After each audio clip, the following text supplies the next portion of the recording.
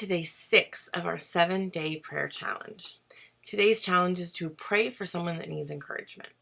Now, if you're anything like me, there's someone tugging on your heart that you know could use a little bit of encouragement.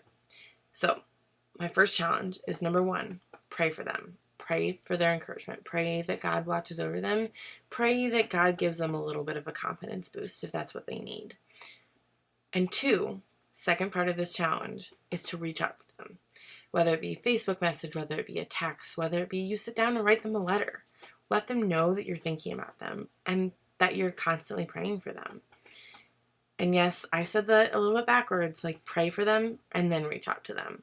I know it's tempting sometimes to reach out for them and ask them what they need or ask them what you can pray for. But really, I want you to sit down and pray for them first. That way you don't get distracted or forget to pray about them after they texted you and let you know what they need.